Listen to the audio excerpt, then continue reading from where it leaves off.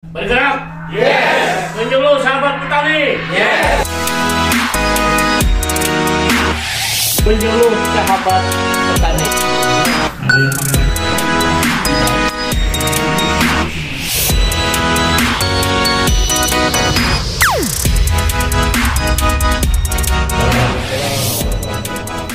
Pelaksanaan dari kegiatan ini kita mengharapkan dapat meningkatkan pengetahuan, sikap dan keterampilan penyuluh pertanian di bidang teknis usaha tani, apakah itu di Ponman atau Opam.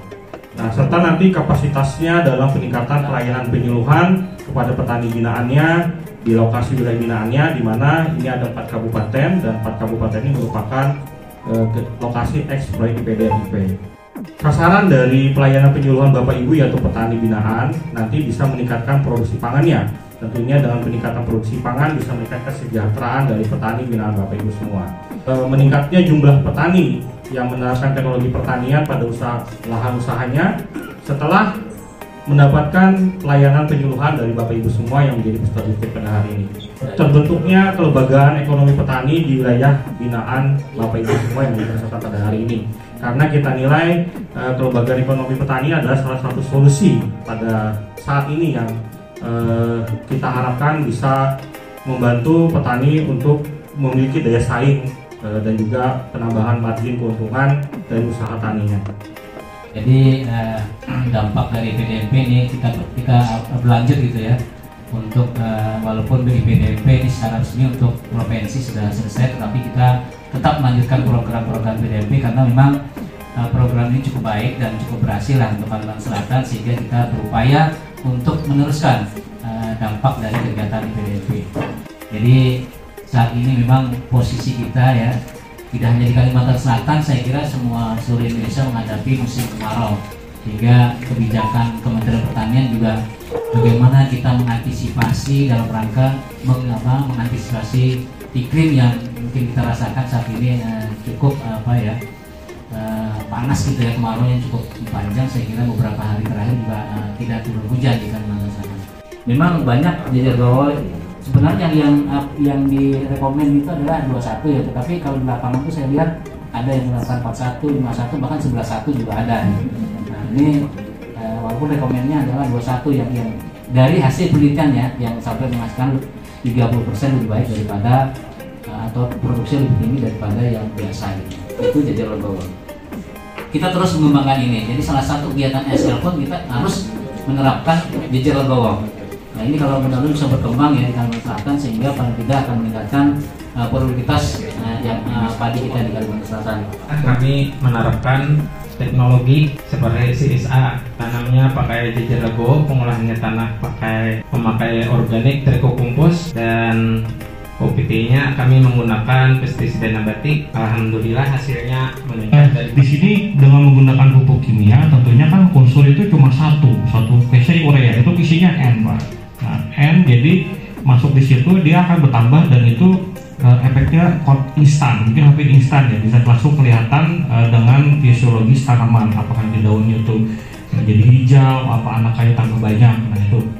Nah, hanya saja kelemahan dari pupuk kimia ini apabila nanti Bapak memberikannya ini berlebihan, tidak melalui pengukuran terlebih dahulu melalui POTS dan POTR, itu tentunya unsur di situ tidak bisa diserap oleh tanaman semuanya, jadi mubazir.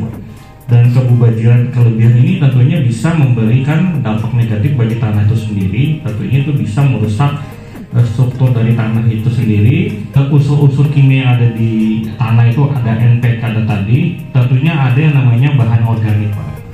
Karena apa? Yang pemilik petani, pemilik penyuluh, pemilik lahan itu kabupaten, bukan provinsi. Provinsi tidak milik apa-apa, tapi saya mau ujar Paman Birin, dampingi petani, lihati inya, jangan biarkan inya sorangan, jangan biarkan inya terserang hama sorangan, jangan tungrok yang banyak, tapi kita harus turun ke lapangan. Nah, lalu yang kedua, kenapa diserang tungrok? Karena ketujuh menanam beras lokal. Padahal kalau digilir lokal unggul, nah insya Allah itu tidak kena. Yang dijual dijadikan digiling jadi barasnya dijual. Imbah barasnya dijual, yang menukari siapa? Ini kada tahu. Ada baras yang ditukari oleh alim ulama, oleh tuan guru, dimasakinya, dibawa makannya, mengalir di darahnya, di bawah salat Allah Akbar. Pernahkah berpikir dapat pahala? Petani dapat pahala, Bapak Ibu. Pian para penyuluh dapat pahala. Assalamualaikum warahmatullahi wabarakatuh. Selamat sore, salam bahagia untuk kita semua. Hari ini kami bersama-sama dengan para penyuluh, baik penyuluh murni maupun penyuluh swadaya, melaksanakan kegiatan pelatihan atau BIMTEK kepada penyuluh di 4 kabupaten. Kegiatan pelatihannya adalah bagaimana memberikan kawan-kawan penyuluh bekal atau motivasi agar nanti mereka pada saat di lapangan bisa memberikan penyuluhan kepada para petani-petani kita yang ada sekarang. Saya melihat dan hari ini merasa bangga sekali bahwa penyuluh-penyuluh swadaya utamanya yang hadir tidak mengenal usia. Walaupun rambutnya sudah putih tapi tetap menjadi penyuluh. Ya, dan ini suatu kebanggaan bagi kita. Tanpa penyuluh sangat sulit kita bagaimana meningkatkan produksi pertanian kita.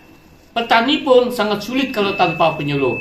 Sehingga kami berharap kawan-kawan penyuluh ini dengan motivasi dan semangat mereka yang ada, mereka terus berupaya mendampingi sektor pertanian, mendampingi padi, mendampingi horti, mendampingi dan lain-lain lah pokoknya semua.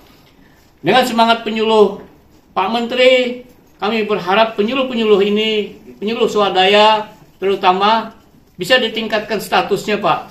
Mereka adalah pejuang pangan yang mengawal para petani-petani kita.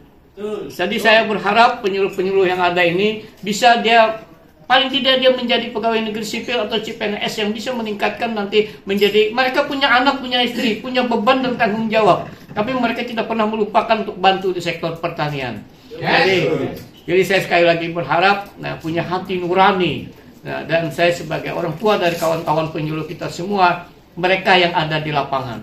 Biarkan kami semua yang berada di lapangan. Pak Menteri tinggal menunggu bagaimana menyetujui apa yang kami pinta.